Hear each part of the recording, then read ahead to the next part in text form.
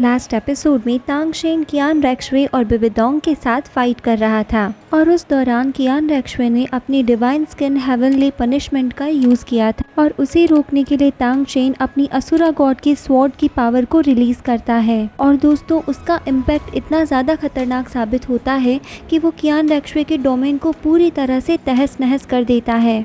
अब दूसरी तरफ से बिबिडोंग भी तांग शेंग पर अटैक करने की कोशिश करती है, लेकिन हम देखते हैं कि तांग शेंग इतना ज़्यादा पावरफुल हो चुका है कि वो बिबिडोंग के डेमन हेल डोमेन को डिस्ट्रॉय करते हुए उसकी तरफ बढ़ने लगता है और ये देखते ही बिबिडोंग भी अपनी किसी डिवाइन स्किल का इस्तेमाल करती है और दोस्तों इसका स्पिरिचुअल पावर प्रेशर इतना ज़्यादा होता है कि इससे तांग शेंग की सी गॉड की फॉर्म को दिक्कत होने लगती है और वो इसके नीचे दबने लगता है। लेकिन तांग शेंग भी कहाँ कम है दोस्तों, वो ऐसा देखते ही अपनी स्किल्स का इस्तेमाल करने लगता है और अपनी डिवाइन स्किल से बिबिडोंग के इस अटैक को वो नाकाम कर देता है। इसके बाद हम देखते हैं कि तांग शेंग को बहुत गुस्सा आ चुका होता है, लेकिन तभी कियान रेक्शवे और बिबिडोंग एक साथ मिलकर उस पर अटैक कर देती हैं। लेकिन तांग शेंग भी बड़ी ही आसानी से अपने असुरा हैंड्स की मदद से उनके अटैक्स को रोक लेता है और उनको बहुत दूर फेंक देता है और इसके बाद वो अपने असुरा गॉड डोमेन का इस्तेमाल करता है और इसकी वजह से कियान रेक्शवे और बिबिडोंग की पावर स्मैश होने लगती है। दोस्तों अगर अभी तक आपने चैनल को सब्सक्राइब नहीं किया है तो पहले जल्दी से जाके चैनल को सब्सक्राइब कर लीजिए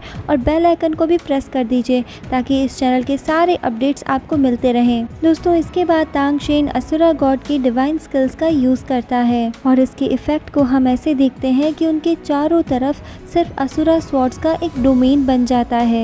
इसके बाद तांग शेंग सीधा ही असुरा फॉर्म में आकर इन दोनों से एक साथ फाइट करने लगता है और हम देखते हैं कि इस असुरा गॉड की पावर इतनी ज़्यादा तेज़ होती है कि इसका ये दोनों माँ बेटी मिलकर भी सामना नहीं कर पा रही होती हैं। इसके बाद हम देखते हैं कि तांग शेंग अब अपनी असुरा स्वॉर्ड को उठाता है और अचानक से ही बिबिडोंग को खत्म करने के लिए उस पर अटैक कर देता है। लेकिन दोस्तों तभी कियान रेक्शवे बीच में आकर अपनी एंजल गॉड शील्ड की मदद से उस अटैक को रोक लेती है और इस तरह से वो अपनी माँ बिबिडोंग की जान बचा लेती है। इसके बाद हमें बताया जाता है कि कोई एक इंसान एक समय में एक ही गॉड की पावर को इनहेरिटेट कर सकता है, लेकिन दोस्तों तांग शेन के केस में ऐसा नहीं है और ऐसा इसलिए है क्योंकि जीवू की सोल तांग शेन की सोल से मर्ज हो गई है। ऊपर से जीवू तांग शेन की स्वॉर्ड बनने के लिए भी तैयार थी और इसी वजह से तांग शेन की बॉडी के अंदर दो गॉड्स की पावर आसानी से रह पा रही है। इसके बाद हम देखते हैं कि तांग शेन सी गॉड और असुरा गॉड दोनों की पावर्स को एक साथ यूज करके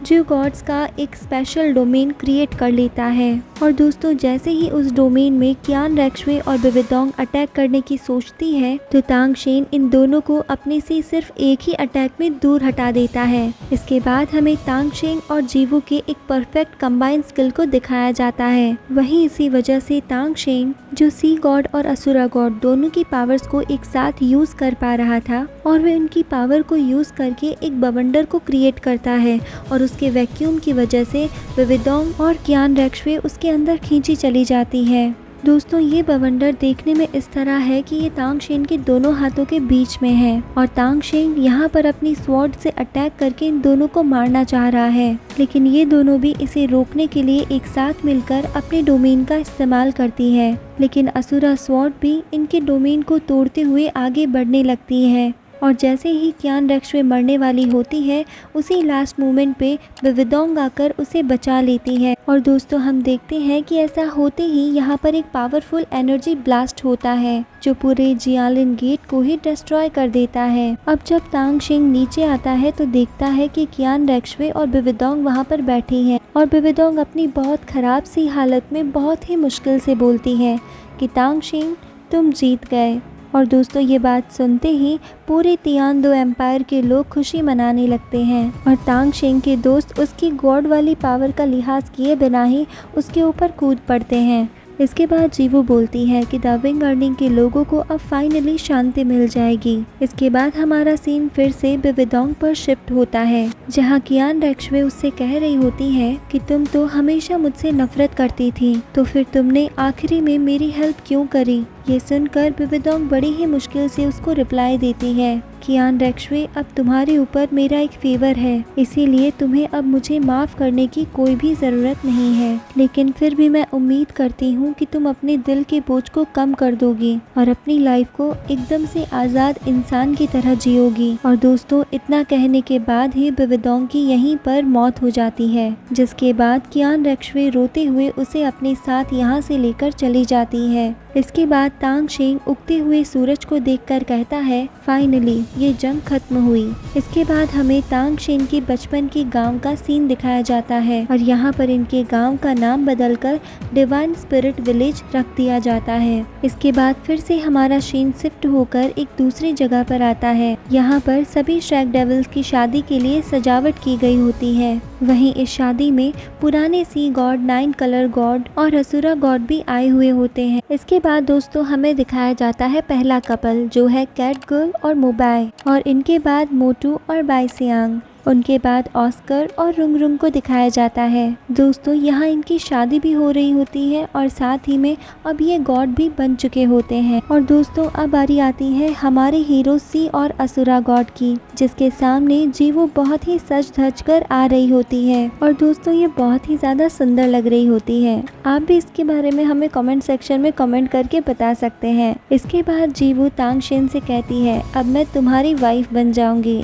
इसके बाद तांग शेन भी जीवो को प्रपोज करता है। इसके बाद सभी कपल्स एक दूसरे को किस करते हैं। और दोस्तों, ये शादी देखकर आपको कैसा लग रहा है, आप भी कमेंट सेक्शन में कमेंट करके बता सकते हैं। अब गॉड होने की वजह से तांग शेन कहता है कि शादी को देखने के लिए स्वॉर्ड मास्टर, बोन मास्टर और पॉइजन मास्टर की सोल भी यहाँ पर आई है। और दोस्तों, इसी के साथ इन लोगों की ये मैरिज पार्टी खत्म हो जाती है। इसके बाद हमें कुछ देर बाद का सीन दिखाया जाता है, जहाँ असुरा गॉड तांग शेन के पास आए होते हैं और वो उससे कहते हैं कि मैं तुम्हें एक गिफ्ट देना चाहता हूँ। जिसके बाद तांग शेंग उससे कहता है कि क्या आपने जो मुझे पिछला गिफ्ट दिया था वो काफ़ी नहीं है। इसके बाद असुरा गॉड तांग शेंग को बताते हैं कि मैं गैलेक्सी में घूमने जा रहा हूँ, लेकिन मुझे नहीं पता कि तुम मेरी पोजीशन को एक्सेप्ट करोगे या नहीं।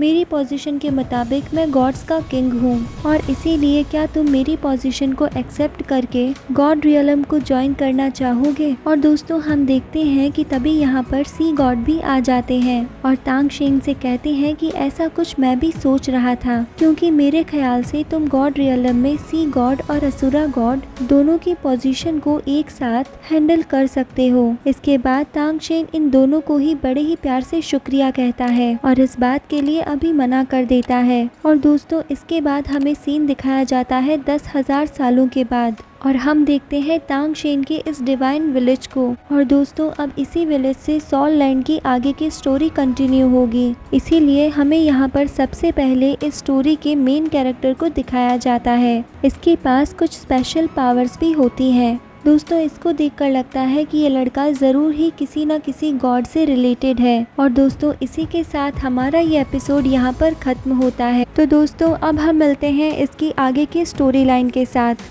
तब तक के लिए bye bye, take care and thank you.